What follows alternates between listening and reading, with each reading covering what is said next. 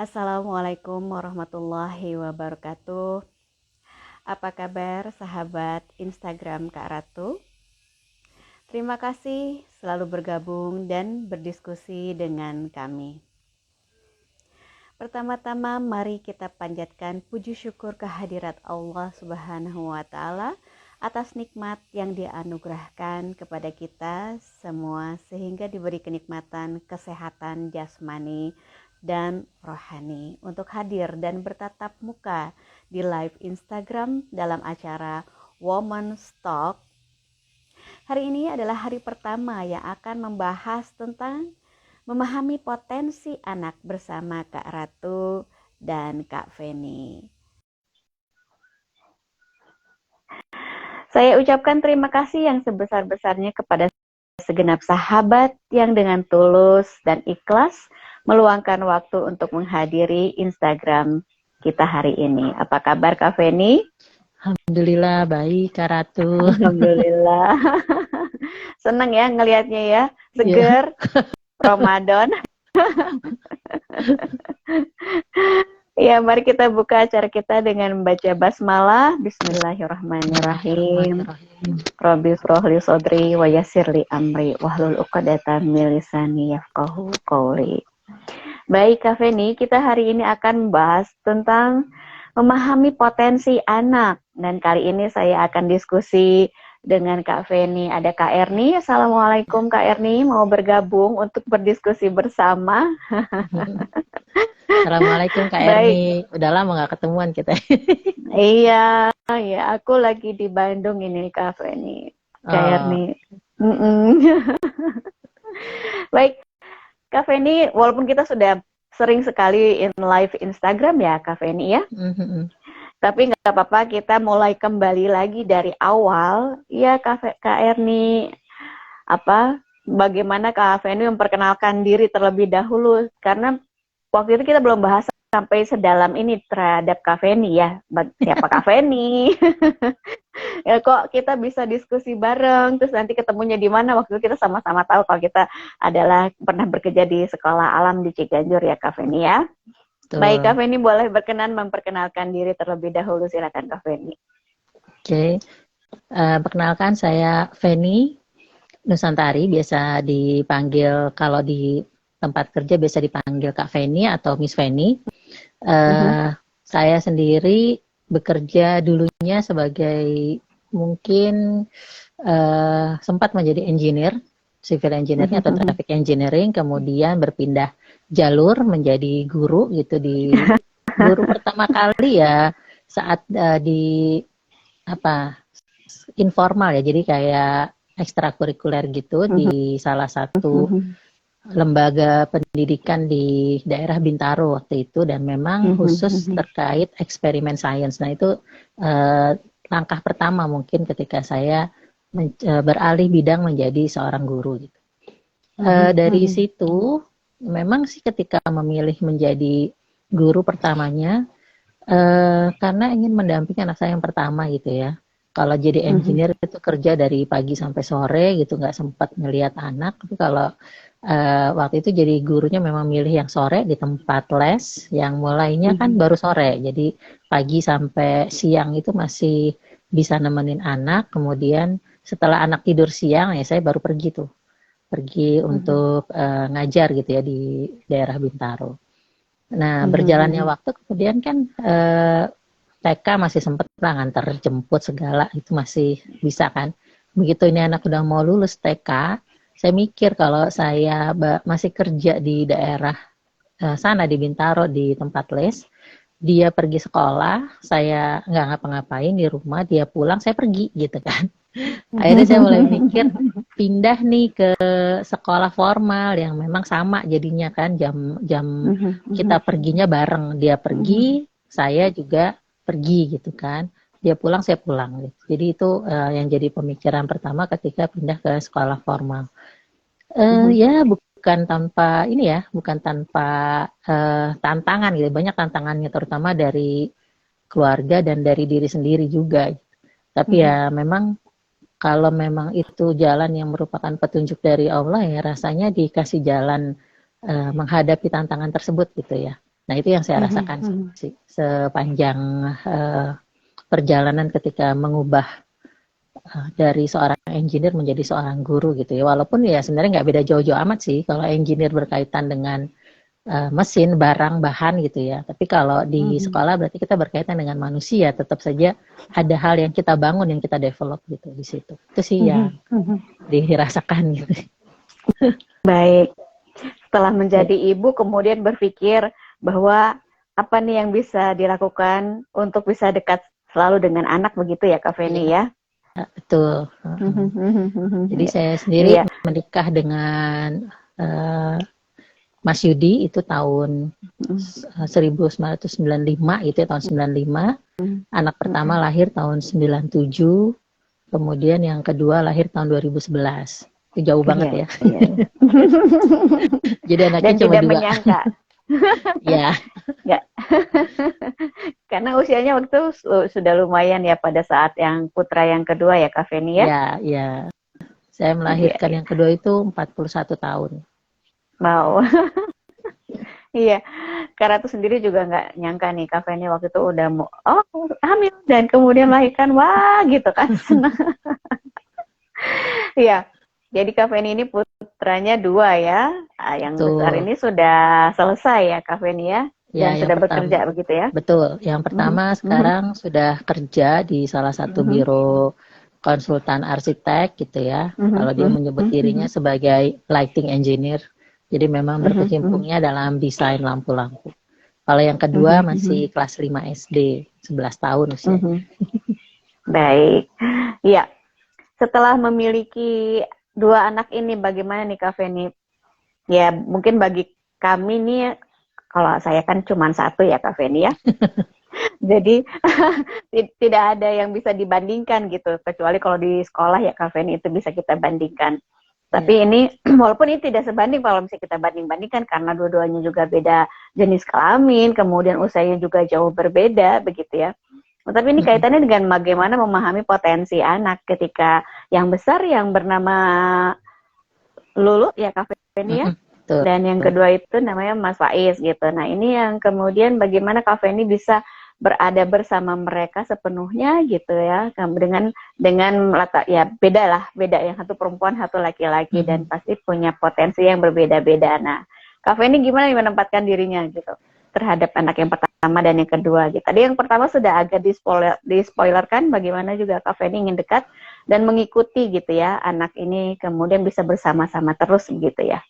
Iya, akhirnya setelah berjalannya waktu, akhirnya saya menyadari bahwa setiap anak itu memang punya zamannya sendiri, punya kehidupannya sendiri ya. Jadi pada saat itu saya ngerasa kayaknya memang segala hal yang terjadi terkait juga dengan anak saya yang pertama. Misalnya kayak keputusan bahwa saya harus selesai gitu misalnya.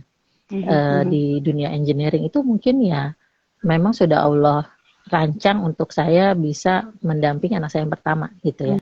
Segala hal itu kemungkinan seperti itu.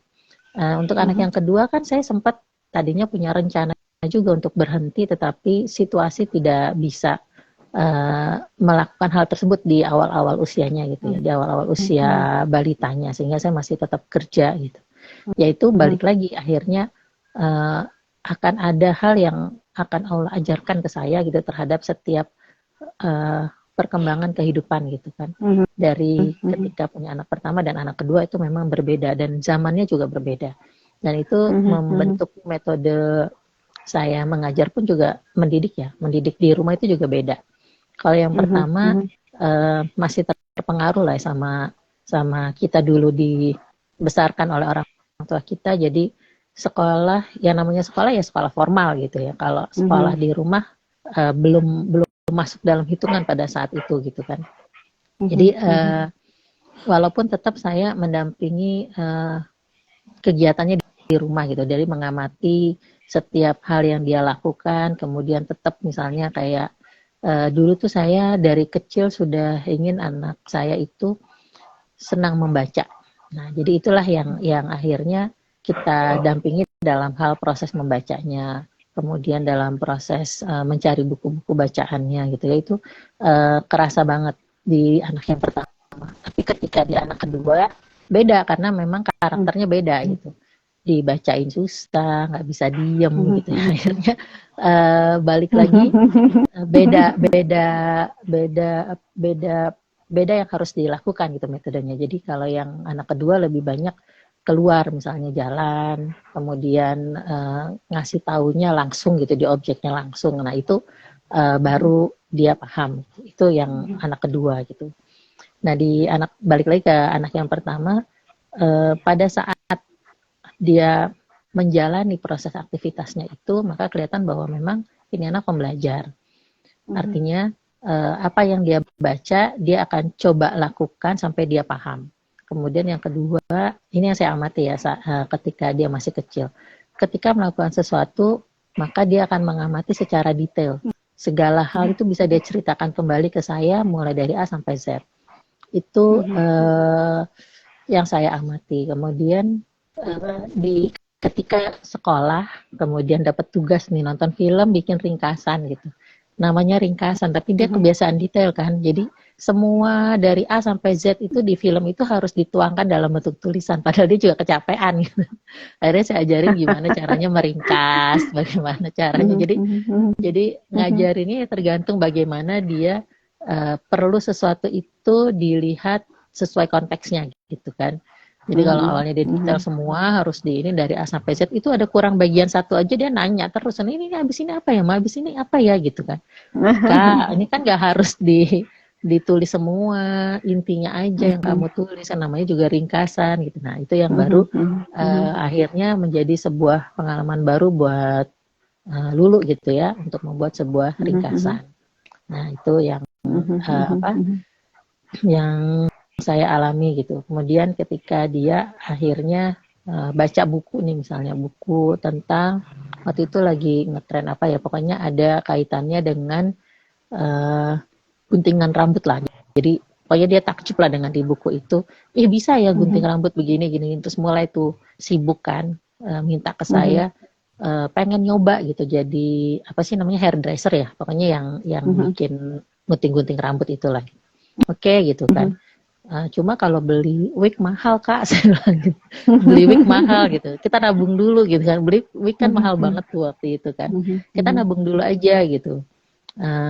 Belum sempat kebeli, nabung, yang dia pakai buat latihan itu adalah bonekanya yang buntut kuda tapi. Jadi dia punya boneka kuda, buntutnya tuh surainya panjang gitu. Dia coba-coba gitu buat ini, buat digunting-gunting gitu. Saya bilang lah ini akhirnya dia pakai duluan nah itu. Ya kayak gitu. Jadi dia belajar tapi dari buku dia baca kemudian dia coba praktekkan gitu ya. Itu sering terjadi. Beli buku komik juga misalnya tentang memasak, itu juga yang dia coba praktekkan gitu kan. Jadi saya ngelihatnya memang apa yang dia baca dia akan coba lakukan gitu untuk dia uji cobakan lah apa yang dia ini kan. Itu yang saya lihat. Nah, kelas berapa ya? Kelas 5 apa kelas 6 gitu lah. Dia menyampaikan bahwa lagi seneng hewan nih, lagi seneng hewan. Karena kan kebetulan pindah nih ke sekolah Citra Alam yang anak-anaknya memang seneng ke alam kan. Ada seneng pet lah ya, maksudnya pet shop gitu. Jadinya dia pengen melihara binatang juga gitu. Akhirnya terpengaruh juga pengen jadi dokter hewan. Cuma kan saya ngelihatnya kayaknya enggak deh gitu kan, tapi saya nggak mau bilang gitu kan, nggak mau bilang dulu, saya biarin aja dulu. Oke. Akhirnya sampai ke SMP itu awal masuk ke negeri itu kan dia sempat kecewa karena kepengennya kan ke SMP 115 tadinya atau ke lab school gitu kan, dua-duanya nggak diterima gitu ya karena kondisinya dia pada saat itu. Nah diterimanya di SMP 41. Di depannya kan ada rumah sakit hewan tuh. Saya waktu itu kan membujuk dia gini kan, kamu pengen jadi dokter hewan, ini udah deket loh, dikasih sama Allah rumah sakit hewan gitu kan, biar kamu bisa lihat seperti apa sih dokter hewan itu bekerja gitu kan. Udah oke, akhirnya dia nerima itu kan, udah tenang masuk. Terus saya lihat selama 3 tahun itu, Kak udah ke rumah sakit hewan? Belum. Baru lihat doang dari luarnya ada kuburan kucing lah apalah ya dia cerita gitu kan, tapi nggak pernah coba masuk ke rumah sakit itu, nggak pernah nyoba gitu kan. Artinya ketertarikannya pun belum sampai maksimal lah ya, kepengen gitu kan. Nah cuma saya masih ngelihat dari SD sampai dari TK, malah dari TK sampai SMP itu menggambarnya tidak pernah lepas. Jadi dia selalu gambar, selalu melakukan sesuatu yang terkait dengan menggambar. Bosen dia gambar, apa gambar gitu, atau menulis gitu, salah satunya itu. Dan itu terlihat juga di waktu itu pernah dapat gratisan deh, emang rezekinya Lulu kalau saya bilang sih, dapat gratisan tes multiple intelligence. Saya pikir yang kuat kan matematika, yang kaitannya sama logical ya, kaitannya sama logical, natural. Kaget ketika yang tinggi banget itu bahasa, paling tinggi itu language-nya gitu. Sedangkan yang bagian matematika logical ini justru tidak terlalu kuat gitu, malah termasuk rendah gitu. Saya mulai mikir kan, berarti Nana harusnya ke bahasa. Tapi dia sendiri melihat dirinya mampu gitu melakukan hal itu. Dan kita sempat bahas, mungkin karena kakak kuat di bahasa, ketika guru menjelaskan bisa menangkap dengan baik apa yang dijelaskan oleh guru gitu kan. Jadi mampu memahami itu sehingga membantu di logical thinkingnya, saya bilang itu. Nah, itu sih yang pertama saya coba sampaikan ke Lulu, karena kamu punya modal ini nih, modal bahasa yang sangat bagus gitu, sehingga apapun yang dijelaskan guru kamu mudah paham gitu. Dari SMP dia mau masuk SMA, saya udah sempet tantang sebelumnya kan, oke masuk SMK peternakan aja, saya bilang gitu, karena dia masih pengen jadi dokter hewan kan, masuk SMK peternakan aja gitu, nggak mau, masih punya ambisi tinggi kan, dia masih punya ambisi tinggi, pengen masuk SMA 28. Waktu itu ada 2 kelas ya, kelas internasional sama kelas bilingual. Walaupun kita sebagai orang tua deg-degan ya, karena biayanya gede banget. Saya tuh sering banget deg-degan gitu kan, dengan biaya yang sangat besar gitu. Tapi ya balik lagi sih, saya nggak mau nahan anak ini gitu kan. Oke, coba aja, coba. Kalau lulus pasti Allah kasih jalan, saya mikirnya gitu kan. Udah coba aja, masukin. Nah, dia tiap kali tes itu selalu dapatnya di batas antara diterima dan tidak gitu. Jadi posisinya kalau misalnya diterima 20 nih, dia dapat rankingnya itu sekitar 23, 24 gitu. Pedenya dikit lah sama yang di atas gitu kan, poinnya kan. Selalu begitu. Dia sempat kesel juga, temen aku yang di SMP begini-begini diterima gitu kan. Kata Bu ini katanya dia lewat, udah saya bilang nggak usah mikirin yang itu. Kakak nggak diterima karena kakak memang nggak lolos tes, saya bilang gitu. Kalau misalnya kamu lolos tes dan memang bisa, posisi ranking yang nggak mepet-mepet, ya orang mau melakukan hal yang tidak baik ke kakak pun nggak akan bisa, saya bilang gitu. Nah ini berarti memang hasil akhirnya kamu nggak boleh sekolah di situ. Itu sih ya pertama, udah oke. Akhirnya kita mulai milih sekolah. Sempat muter ya, waktu itu milih sekolah itu saya muterin ke mana sekolah yang dia mau sambil kita berpikir transportasinya kan, karena di SMA saya udah bilang tuh sama Lulu, kamu nggak akan bisa lagi dianterin sama orang tua, kamu harus belajar pergi sendiri, pulang sendiri gitu kan, artinya sudah mulai mandiri, nggak ada lagi terlalu bergantung lah sama orang tua untuk pergi ke sekolah gitu, harus pakai angkutan umum. Nah kita hitung-hitung jarak segala macam, akhirnya ketemu di SMA 66 ya, yang di Jalan Bango itulah. Saya cocok lokasinya, terus dia cocok dengan transportasinya. Dia bilang, iya mah nggak terlalu jauh. Sedangkan SMA satu lagi, dua lagi itu, yang pertama deket rumah mbahnya sebenarnya, tapi saya nggak suka karena ketika lihat ke sana, kok anak-anak banyak yang nongkrong di depan, nggak ada guru yang berusaha negur ya, maksudnya manggil lagi gitu. Saya terlalu banyak anak yang nongkrong di depan gitulah istilahnya. Jadi saya nggak suka itu gitu kan, nih iklim sekolahnya nggak bagus nih berarti kalau menurut saya kan gitu. Nah, kemudian yang satu lagi di tempatnya bagus tuh, lokasinya bagus, deket perbatasan di Tanjung Barat kalau nggak salah, saya lupa nama sekolahnya apa. Lumayan bagus, gedungnya bagus, terus lokasinya juga enak, tapi jauh. Akhirnya kalau berangkat tergantung sama saya lagi gitu kan, saya nggak mau. Akhirnya jalan tengah ya, milih SMA 66 itulah yang di Jalan Bango itu, menurut saya nggak terlalu jauh, kemudian dia juga bisa pulang pergi sendiri.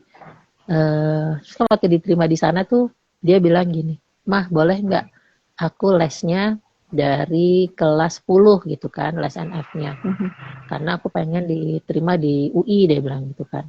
Ya boleh aja, aku bilang. Yang penting kamu tanggung jawab dengan apa yang kamu inginkan gitu kan. Itu yang kita latihan nanti, tanggung jawabnya, konsekuensi ada, tanggung jawabnya ada. Oke, udah.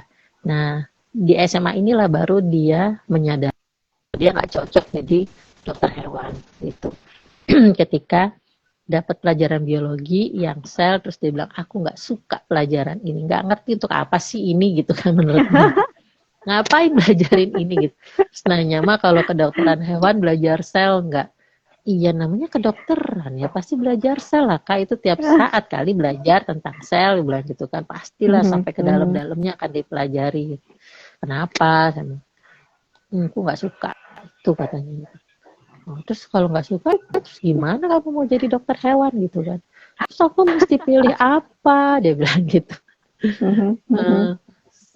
Saya bilang coba pikir dulu deh yang kamu kerjakan sehari-hari, pokoknya jadi hobi kamu lah, setiap hari itu ngapain aja sih di rumah gitu kan. Baca. Selain baca saya bilang gitu kan, kalau baca kan nggak produktif kan, selain baca apa?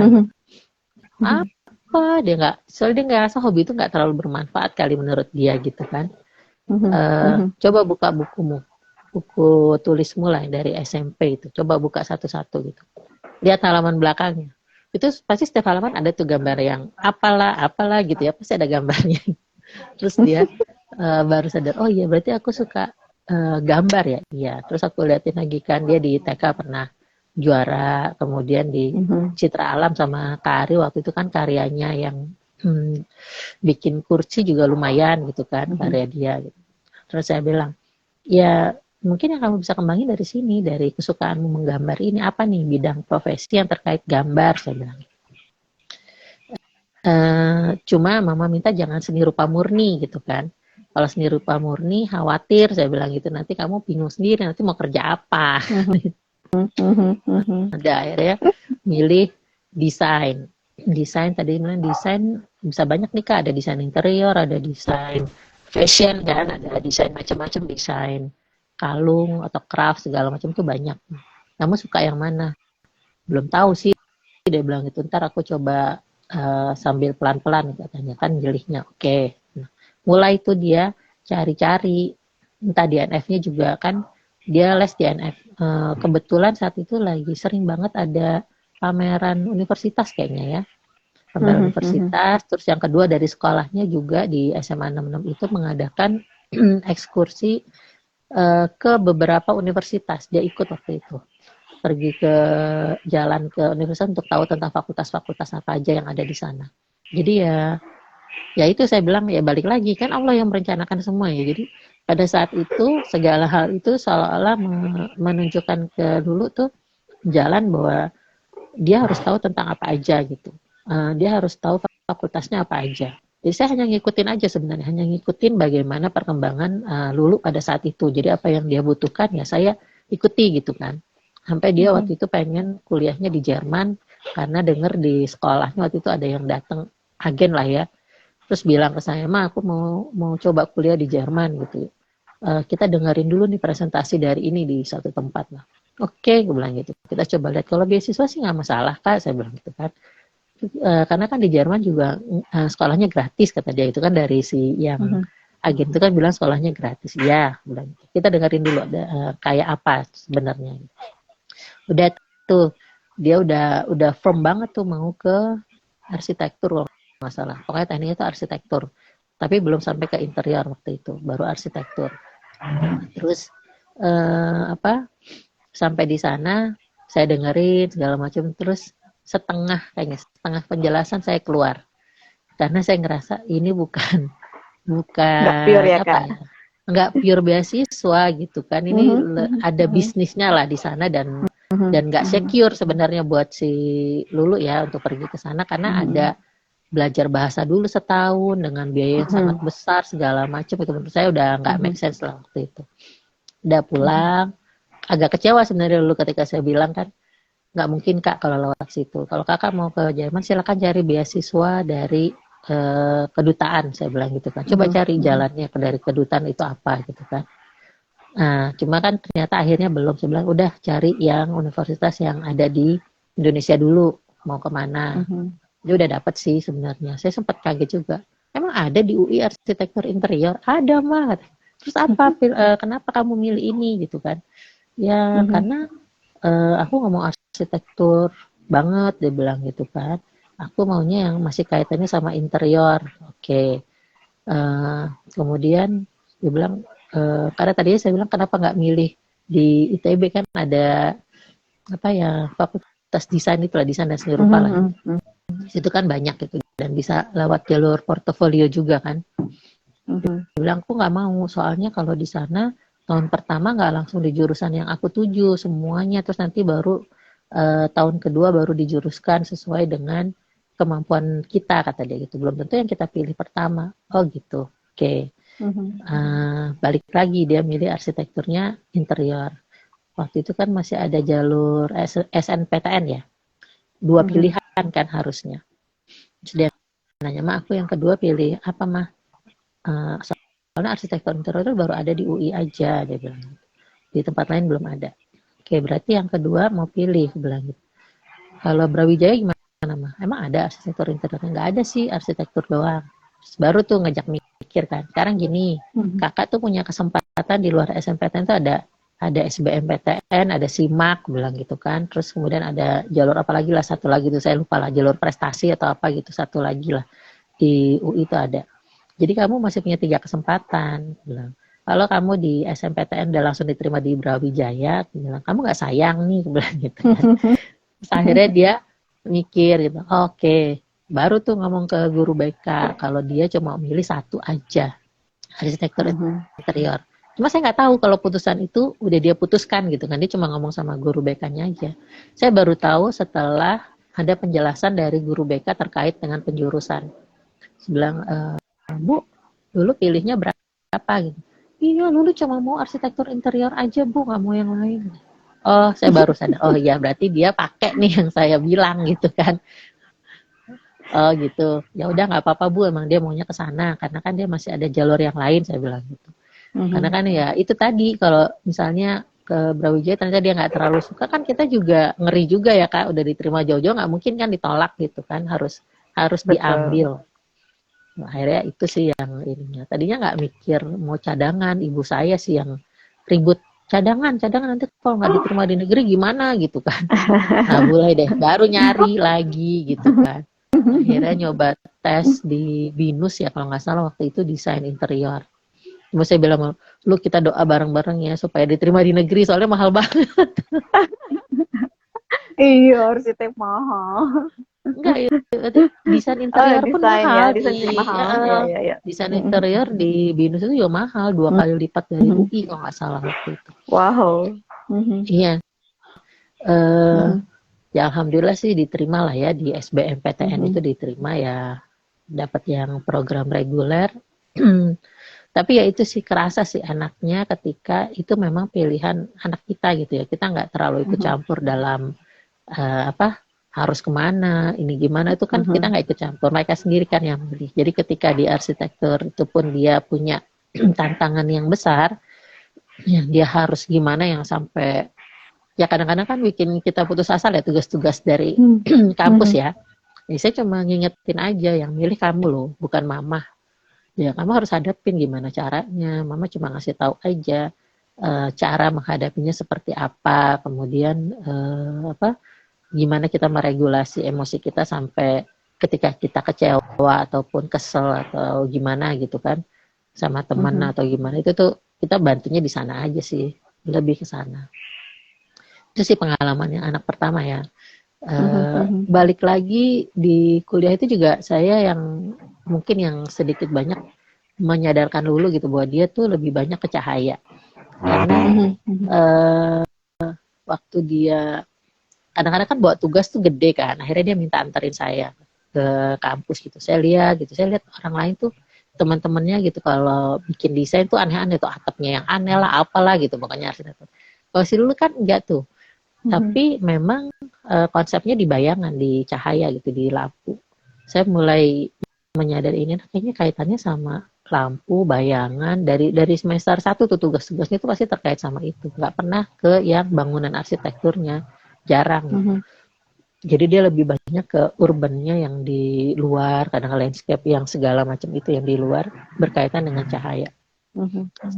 Saya ngomong tuh sama dia, Kak, kayaknya kamu lebih banyak ke ini ya, ke kaitannya sama cahaya, bayangan gitu. Nggak pengen yang coba yang gimana gitu. Enggak sih, aku nggak tertarik katanya. Oh gitu. Ya udah, saya cuma sampai di situ. Sampai akhirnya dia skripsinya pun terkait dengan pencahayaan di rumah sakit ya. Jadi skripsinya itu tentang apa kaitan cahaya dengan penyembuhan pasien atau apalah cahaya lampu di rumah sakit itulah. Gitu. Dia bilang oke. Berarti memang anak ini firm gitu kan ke arah cahaya gitu. Jadi ya saya cuma ngikutin aja. Baru tuh terakhir ini dia ngomong, kayaknya mah ini ada kaitannya sama namaku ya. Jadi namanya dia kan Nur. Khairunisa Lutfiah Nur Ivana gitu kan. Ada cahayanya. Ya mungkin ya Mama juga nggak tahu juga sih. Ya itu kan Allah juga ya akhirnya memberikan ilham ke kita untuk ngasih nama gitu. Ya itu sih yang dia rasakan sih sekarang. Dan ya sekarang sih tantangannya lebih di dunia kerja ya. Karena masih di rumah belum nikah ya masih kita dampingin sih dalam dunia kerjanya bagaimana mengelola emosinya kan. Kadang-kadang dunia kerja kan berbeda dengan dunia kampus kan. Jadi itu sih yang masih perlu pendampingan dari orang tua juga. Panjang jadinya cerita ya. Anak pertama ya. Itu baru anak pertama ya. Iya. Kalau misalnya anaknya 6 ya ceritanya banyak lagi. Ya cuma ya itu bedanya anak jauh itu karena sangat jauh gitu. Saya ngerasa jadinya saya harus selesai sama anak yang satu. Jadi saya selalu bilang kan gini, saya membesarkan 2 anak tunggal. Jadi yang dulu harus selesai dulu, baru setelah itu anak yang kedua nih si Faiz gitu kan. Jadi kayak masing-masing sendiri punya ini masing-masing kayak tidak saling terhubung gitulah ya. Zamannya juga berbeda, yang satu zaman generasi Z kali ya, Faiz sudah generasi Alpha gitu kan. Betul. Jadi sudah selesai ya, seperti sudah selesai karena tapi sebenarnya tugas orang tua tidak pernah selesai ya Kak ya. Tidak pernah selesai. Untuk mendampingi, mendoakan begitu ya, tapi untuk menemani sampai kemudian dia menemukan apa yang seperti kesukaannya. Pada akhirnya benar ya Kak ya, apa yang diamati oleh Kak Feni gitu, bagaimana dia selalu menggambar gitu. Kemudian kaitannya dengan arsitek, kemudian arsitek pun juga kemudian lebih kecil lagi, yang itu hanya lampunya saja. Masya Allah ya. Itu bagaimana ilmunya Allah. Itu baru satu gitu ya, baru satu yang kemudian literate, kemudian arsitek itu ada yang lampu lagi, kemudian mungkin ada yang lebih kecil lagi, kita nggak tahu nanti kita apa belum tahu. Iya, betul. Dia masih punya ada keinginan ke S2 kan, melanjutkan S2 gitu ya. Saya tetap aja mendukung gitu ya. Silahkan cari di mana yang mau, silahkan. Kita kan di rumah hanya bisa mendukung, sebagai orang tua hanya bisa mendukung. Gitu aja. Iya. Dan sekarang adalah giliran si yang kecil ini yang kemudian ditemani sejak awal. Bagaimana aku juga dulu pertama hadir di rumah sakit. Oh ya Allah, anaknya Kak Feni masih merah gitu, keluar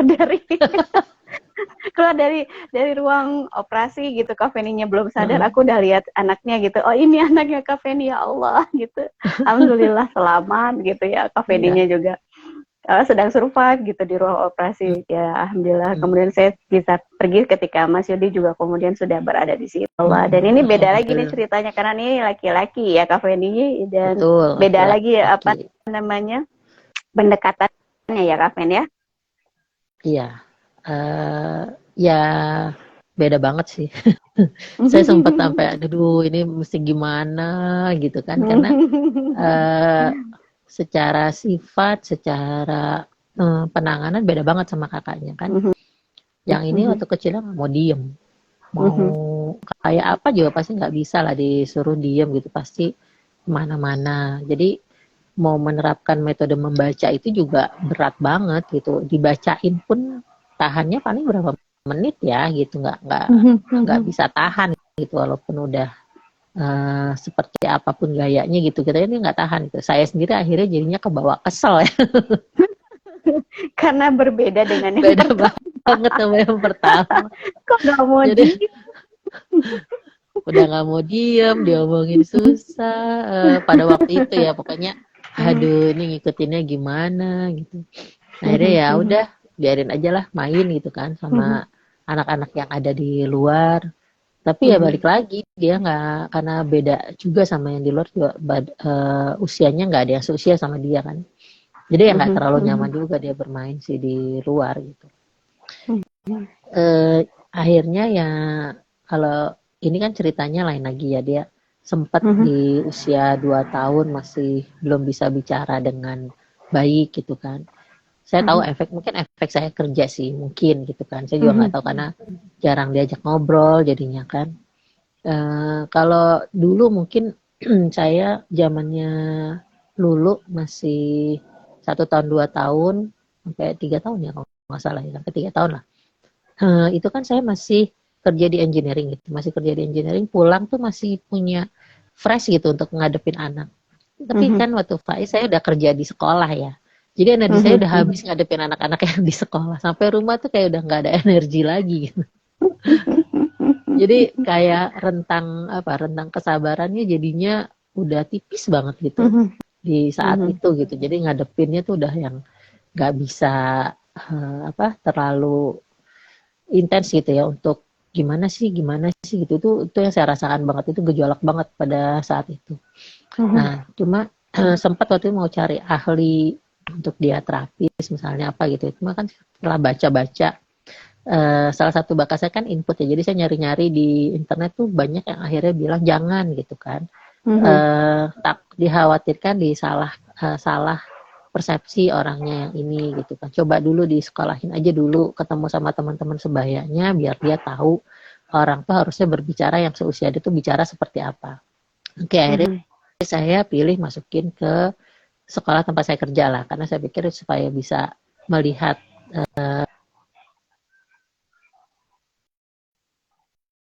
kayak apa gitu. Di playgroup di usia 3 tahun itu ya udah lumayan sih, artinya dia ada perkembangan lah ya bicaranya. Tapi setelah itu saya ngerasa bahwa ini kurang. Saya menyadari bahwa dia suka kebolak-balik gitu antara mana yang aktif, mana yang pasif, kata-kata yang digunakan itu terbalik-balik. Mana subjek, mana objek gitu kan. Oh ini nggak bisa, ini harus didampingi terus-terusan gitu kan untuk memperbaiki cara dia membuat kalimat gitu, memahami apa yang ada dalam pikirannya supaya nggak kebalik-balik gitu. Entah dia terpengaruh dari film yang berbahasa Inggris sehingga pemahamannya jadi seperti pemahaman grammarnya bahasa Inggris. Saya nggak tahu tuh pada saat itu kan. Cuma kan ini harus segera gitu. Kalau misalnya terus-terusan kan nggak mungkin ini anak bisa berbicara dengan orang lain gitu ya, orang lain nggak ngerti, dan itu kejadian sih di TK itu berapa kali dia selalu salah gitu. Dia ngomong apa, orang lain salah paham terhadap apa yang dia omongin gitu kan, jadi nggak ngerti maksudnya dia apa gitu. Akhirnya saya putusin untuk resign gitu. Untuk sebenarnya tadinya bukan mau resign sih, mau cuti setahun lah, mendampingi selama setahun, tetapi di sekolah itu ternyata nggak bisa kan, harus resign ya nggak apa-apa. Akhirnya saya resign dari sana untuk mendampingi Faiz di rumah, dan memang akhirnya sering pergi sih, naik bus kemana gitu kan, lihat-lihat segala macam gitu, sambil ngajak ngobrol, diskusi. Nah ini alhamdulillah sih mulai dia jadi lebih tertata, tahu mana yang subjek, mana yang objek, walaupun kadang-kadang suka terbalik juga untuk kata-kata yang baru, tapi sudah tidak separah pada saat awal-awal gitu ya.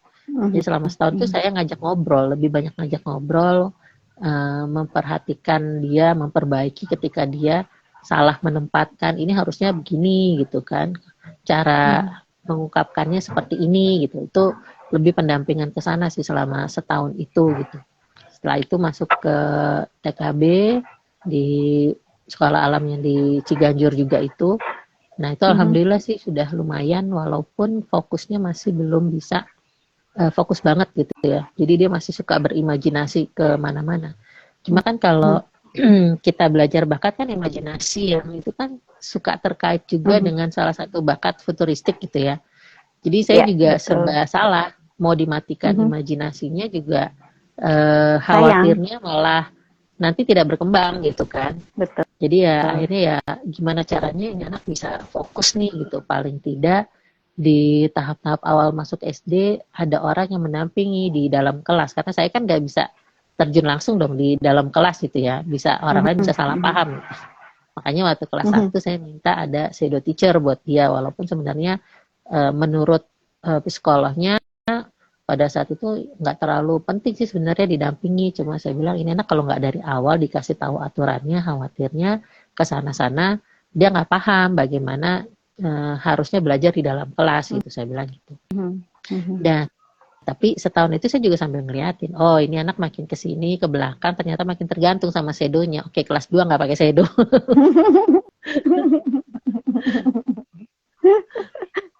Oh gitu. Ya itu. Iya, ya kan kita tahu ya akhirnya irama anak, oh ini anak tergantung sama shadow. Kalau shadownya nggak jelasin dia nggak dengerin gurunya di depan gitu kan. Ya, akhirnya ya itu tadi kelas 2 nggak boleh pakai shadow lagi. Sebenarnya kelas 2 nggak pakai shadow.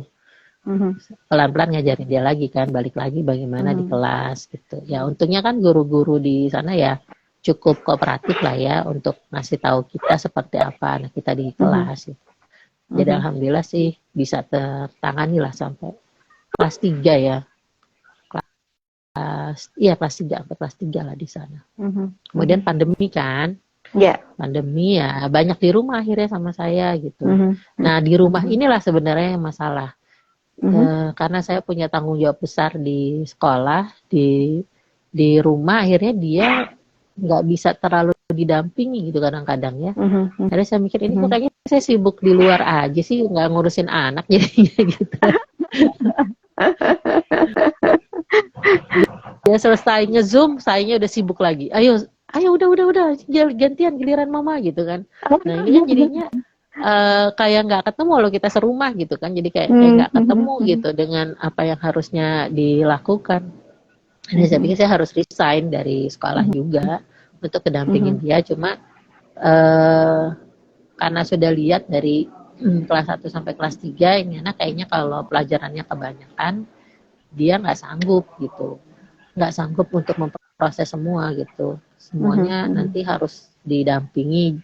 Akhirnya saya pikir lebih baik cari yang sedikit pelajarannya tapi yang tidak terlalu, yang dia lumayan suka lah gitu ya. Dan alhamdulillah kan bahasa Indonesia sama IPA dia suka, paling satu aja yang dia masih belum bisa melihat apa pentingnya pelajaran itulah ya, matematika. Ini yang masih jadi momok sih di dia. Tiap kali dengar matematika tuh rasanya udah malas aja mikir, padahal gampang maksud saya ini gampang ini gampang loh Pak Ais bilang, kenapa harus takut gitu, pasti udah mikirnya matematika gitu. Ada pengalaman mungkin yang bikin dia jadi kayak aduh matematika gitu. Iya, karena mungkin karena dia nggak ngerti terus ya, mungkin sempat lah ya kita bawa emosi atau apa gitu kan, jadi kebawa kesel juga gitu. Apalagi tipikalnya dia tuh main-main, jadi kalau belajar kita jelasin serius dia main-main gitu kan. Jadi aduh kebayang. Kadang-kadang tuh sampai saya gini, bentar mama mau kemana dulu, itu udah saking nggak tahannya tuh kalau udah kayak gitu. Dia kadang-kadang sadar gitu, mama jangan pergi gitu kan, aku nggak lagi gitu. Enggak, tar dulu mama mesti nenangin dulu, kalau enggak nanti mama marah-marah gitu. Alhamdulillahnya dilakukan dalam keadaan sadar ya Kak ya. Iya. Berarti udah tahu nih alarm sendiri gitu. Iya gitu, kalau enggak kan aduh nih, udah mulai kerasa gitu, udah muncak nih kalau dia ini pasti jatuhnya akan ngebentak gitu kan. Bentak dia, udah stop dulu, mama mau kemana dulu gitu, walaupun perginya dia tahu aku kesel karena wajahnya kan udah kelihatan kesel gitu kan. Jadi dia masih udah narik gitu. enggak gitu, enggak, mama mesti nenangin diri dulu. Ya alhamdulillahnya juga anaknya ngerti ya. Ya habis itu baru tuh dia serius. Jadi kalau udah ngeliat aku udah mulai gimana gitu, kesel gitu. Udah mau jadi kayak harimau.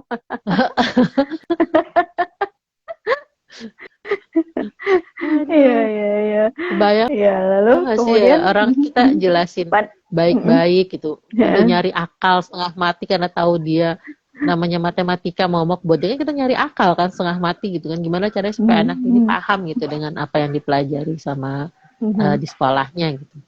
Terus dia masih main-main cetak kemana kayak nggak dengerin gitu beneran deh.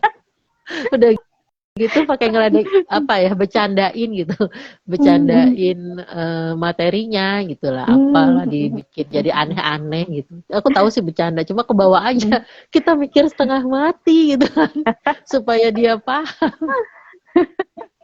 Ya, karena mungkin Kak Feni kan tipikal orang serius ya. Kemudian kalau Faiz kan nggak gitu. Jadi gitu. dia senang kalau misalnya melakukannya dengan cara bercanda gitu. Bagaimana dia juga waktu itu membuat ruangan buat kita kantor gitu kan. Ini begini dia kan menjelaskannya tidak dengan serius. Ini buat ini. Dia kan senyum-senyum gitu kan. Oh ini orangnya bener apa enggak gitu kan. Kalau Kak Feni kan tipikalnya serius, langsung kalau lagi ngejelasin mukanya langsung beda gitu kan. Sementara Pak Ais nggak gitu. Ya itulah kayak tantangan banget ya, tantangan banget. Ya kan kebayang saya serius, Mas Yudi serius, Lulu juga termasuk serius lah ya. Iya, gitu kan. Yang beda cuma satu anak ini aja gitu, beda gitu. Makanya aduh, bilang gitu. Kalau udah lagi kesel kita Mas Yudi, udah sabar. Coba kamu gantiin, kalau nggak sama lebih kesel lagi daripada aku.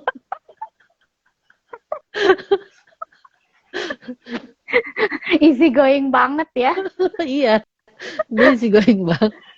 Aduh ya Allah, ngeliatin ya ampun.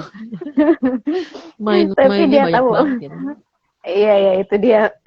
Nah berarti kan pendekatannya berbeda ya Kak. Kalau Lulu itu mungkin visual mungkin ya pendekatan ya Kak Feni ya. Kalau Faiz mungkin kinestetik ya.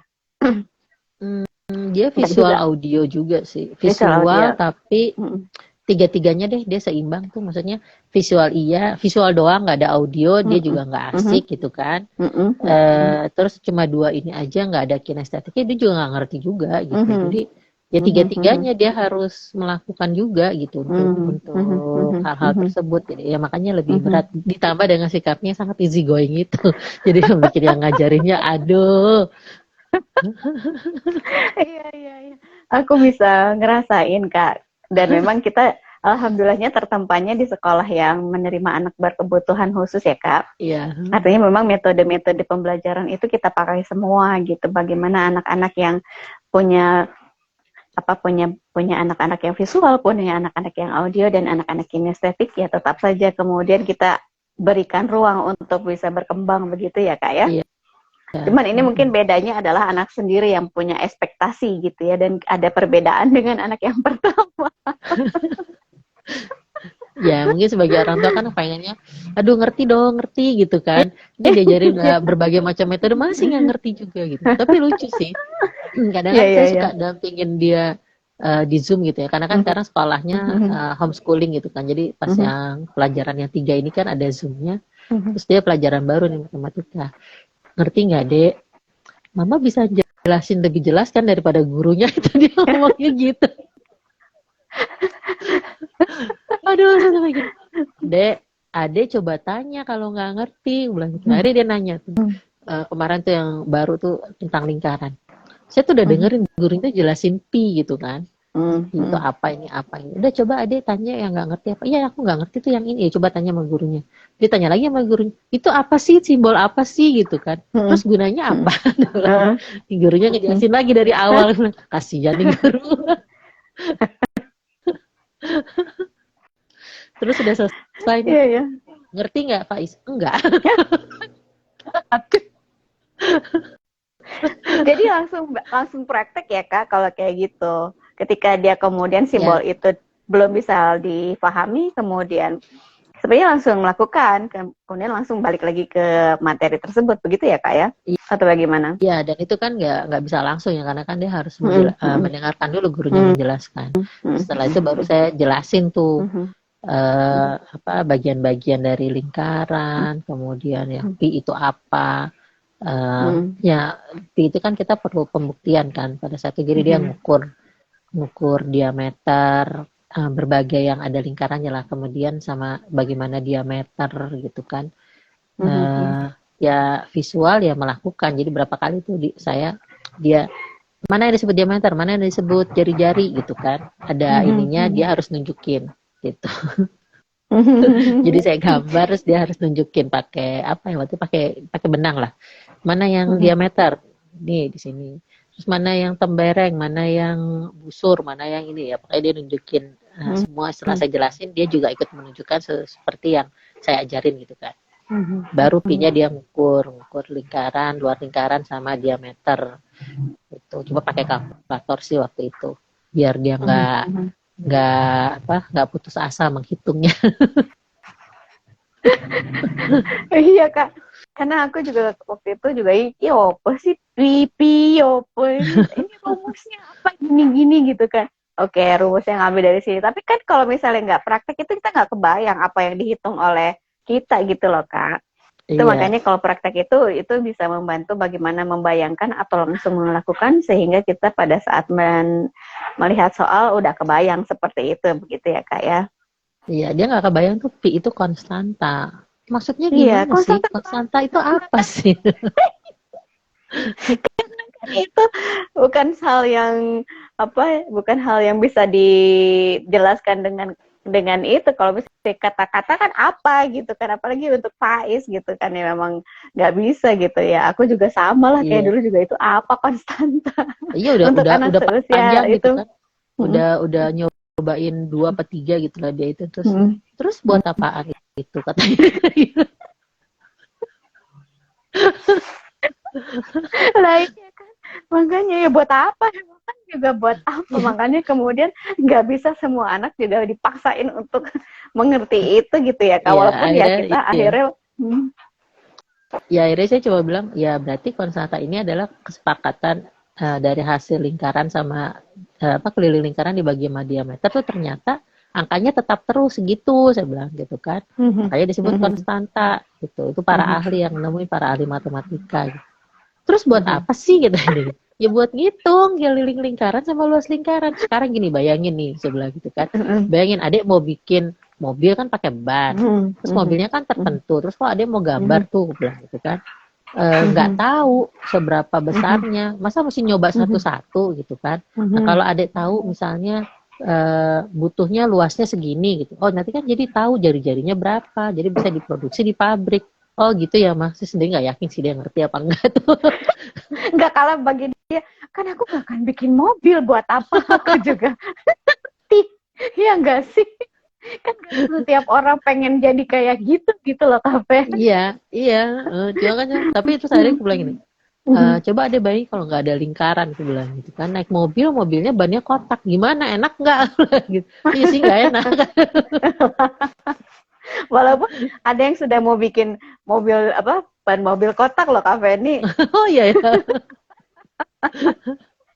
Cuman kayak bakalan gak laku. Kenapa? Bakalan sakit badannya kan, tok gitu. Nggak flowing kan itu udah ya ada.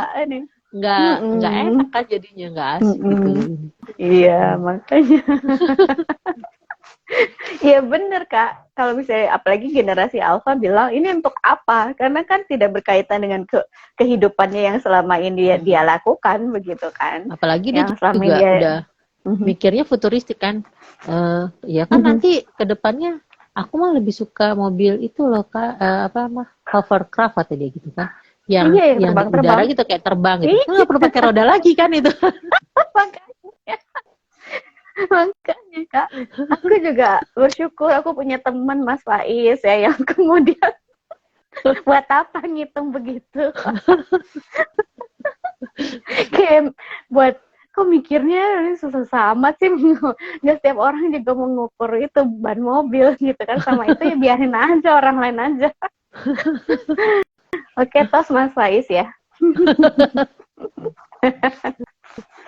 Kafe ini kita bawa 5 menit lagi menuju jam 11, kita nggak kerasa ya. Padahal kita baru membicarakan 2 anak kafe ini yang sangat berbeda latar belakangnya, dan kemudian jenis kelamin, kemudian bagaimana pendekatan metode pembelajarannya juga sangat berbeda. Dan kita sebagai seorang ibu pada akhirnya tersadarkan bahwa kalau bukan kita, siapa lagi yang bisa kemudian memahami anak kita sendiri begitu ya Kak Feni? Betul. Bersyukur kita bisa Ya, yang kedua ini sebenarnya sih kalau benang merahnya ya dari yang saya amati dari kecil sampai sekarang sebenarnya nggak jauh-jauh lagi dari desain sebenarnya karena dia suka Lego ya kan, dia suka mendesain macam-macam cuma beda media aja. Kalau kakaknya dulu mungkin masih pakai media kertas dan tangan, kalau dia sekarang sudah lebih banyak pakai misalnya desain programming gitu ya. Itu dia suka tuh coding kan dia suka. Dia gambarnya di apa di coding itulah yang dia gambar walaupun dia nggak suka yang rumit-rumit yang gampang-gampang aja dia bilang gitu kan. Terus saya juga baru ngeh pas dia bilang itu kalau yang suka susah-susah tuh codingnya aku mah aku sederhanain aja biar gampang katanya, aku nggak suka mikir yang susah-susah dia bilang gitu. Tapi dia coba-coba gitu, dia coba-coba sendiri kan akhirnya tetap jalan gitu loh maksudnya dengan apa yang dia rasa kayaknya bisa deh diginiin, kayaknya bisa deh pakai yang ini gitu kan. Walaupun banyak gitu ternyata yang harus dia bikin ulang-ulang gitu kan untuk itunya. Cuma dia bilang, "Mas kalau pakai yang itu kayaknya rumit amat," kata dia gitu. Aku carinya yang gampang aja. Iya, kan siapa tahu nanti ada rumus yang kemudian bisa dimudahkan, kemudian anak-anak juga lebih gampang lagi untuk bisa memahami coding begitu ya, atau bagaimana cara membuat gedung yang seperti yang Faiz lakukan gitu kan. Iya. Siapa tahu nanti kemudian lahir ilmuwan kecilik yang kemudian bisa memiliki rumus tersendiri, Kak Feni. Kalau Iya di kan? matematika nggak tahu deh, dia sih sampai sekarang belum kepengen tuh ngutak-ngatik itu gitu. Bawaannya kalau udah denger yang hitung-hitung itu udah ingin, matematika ya, masih gitu. Masih PR lah kalau yang itu masih PR. Iya. Ya, Kak Feni, kita akan bicara kembali nih tentang memahami potensi anak di pekan kedua nanti, di tanggal selanjutnya ya, di bulan April insya Allah. Nanti kita akan bersambung nih teman-teman live Instagram Kak Feni dan Kak Ratu, membicarakan dan diskusi terkait dengan potensi, memahami potensi anak yang sekarang awalnya adalah hanya menjelaskan, menceritakan bagaimana orang tua itu menemani anak, bagaimana melihat potensi atau bakat-bakat yang kemudian secara berulang hadir di anak tersebut ya Kak ya. Bagaimana Kak Feni melihat Kak Lulu terus menggambar, tapi kemudian gambarnya juga setiap anak mungkin ada juga yang suka menggambar, tapi gambarnya beda. Kemudian akhirnya gambar tersebut juga bukan seni rupa yang murni. Kemudian kalau memilih arsitek juga arsitek light begitu ya, yang lampu gitu. Kemudian kalau Mas Faiz juga suka yang terkait dengan membangun begitu ya. Dan ini beda lagi nih, walaupun masing-masing sebenarnya kan lahir dari orang tua yang sama, tapi kemudian memiliki minat yang berbeda, walaupun bakatnya hampir sama ya Kak ya. Yeah. Tapi kemudian berkembangnya berbeda begitu.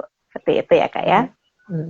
Karena dua-duanya Kak Feni dan Mas Yudi ini juga anak-anak sipil UI ya sebenarnya ya. Lalu kenapa Kak Lulu memilih arsitek, kemudian Mas Faiz memilih itu begitu ya, Masya Allah. Allah ya, kalau misalnya kita mau membuka diri untuk belajar terhadap apa yang hadir di anak kita begitu ya Kak Feni ya. Betul. Ya akhirnya ya begitu. Beda karena kan setiap orang urutan kalau kita udah belajar talent mapping ya urutan bakatnya berbeda, maka akan menghasilkan juga kepribadian orang yang berbeda juga gitu kan, karena beda dorongan bakat kuatnya yang berbeda, walaupun nama bakatnya sama tapi minatnya beda, bisa terlihat seolah-olah berbeda gitu ya. Iya, baik. Ya, apa pesannya nih Kak Feni untuk orang tua yang mungkin perlu untuk bisa hadir bersama anak-anak nih, gitu ya Kak Feni, silakan barangkali ada yang mau disampaikan kepada teman-teman yang menyimak live Instagram kita. Ya, amatilah anak dengan mata hati sih, kalau saya ngeliatnya. Jadi walaupun mata kita melihat secara fakta di depan kita, tapi mata hati kita yang bisa merasakan memang ini adalah kekuatan anak kita gitu ya, potensi anak kita lah di sana gitu. Dan itu yang kita coba stimulus dengan berbagai macam aktivitas yang lainnya untuk dicobakan. Dari sana baru kita damping anak kita untuk memastikan memang inilah potensi dirinya yang bisa dia akui gitu sama dia gitu kan, yang artinya kita tidak memaksakan potensi itu, kita melihat berkembang secara alami dan kita hanya mendampingi, menumbuhkan ya dari apa yang sudah mereka yang dari Allah sudah berikan kepada mereka sebenarnya bakat. Baik, baik. Terima kasih Kak Feni. Kita akan bertemu lagi pekan depan insya Allah hari Senin untuk memahami. Ya. Aduh, karena itu kok gatel banget. Untuk membicarakan kembali tema yang memahami potensi anak part 2 ya Kak Feni ya. Terima kasih sahabat live Instagram. Subhanakallahumma wa bihamdika asyhadu an la ilaha illa anta astaghfiruka wa atubu ilaik. Assalamualaikum warahmatullahi wabarakatuh. Terima kasih Kak Feni. Terima kasih sama-sama sahabat Kak Ratu. Terima kasih semuanya.